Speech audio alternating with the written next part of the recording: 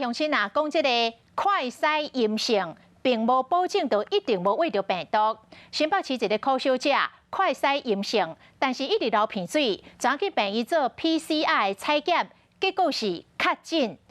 确诊的当天，伊来做快筛，竟然嘛也是阴性。伊的翁婿嘛是同款的状况，打电话去新北市卫生局，要邀请帮忙，说互工作人员甲质疑，为什么快筛阴性会当来做 PCR 呢？这个新北市卫生局赶紧出面来驳回，讲除了快筛阳性之外，若有密切的接触史，或者是有症状，拢会当去做采检。专家嘛担心咯，讲这个快筛阴性有三成是伪阴性，也就是讲明明都有喂到病毒，但是就是验袂出来，这恐惊是看袂到的确诊数的微博单。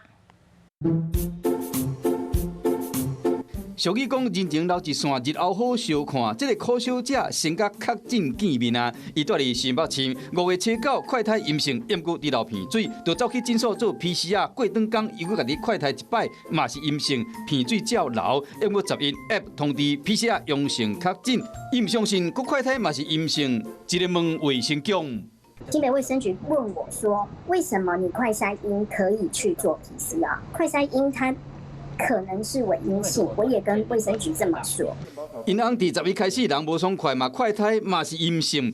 10日去诊所做 PCR， 转去了又搁快筛依然是阴性。过两天回诊的时，同步去收到 app 通知 PCR 确诊。那呢，翁某这两人快筛阴性，到底是什么原因？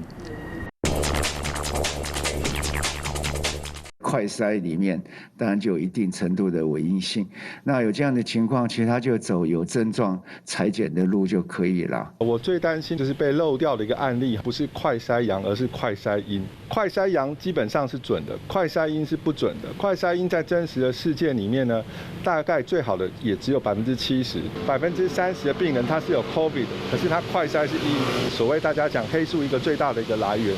依照卫福部目前的指引，快筛阳性，也是有症头的乡亲，拢会使去采检站，也是诊所做公费的体检。我们新北市也一直保留给有症状的病患，好，如果有疑问的时候呢，可以采检 PCR。一般来讲，快筛的阳性 ，PCR 差不多是阳性。验过若是快筛阴性，无表示讲你的体内无病毒。想要获取更多新闻资讯，想要看到主播最新的动态，赶快订阅华视 YouTube 频道。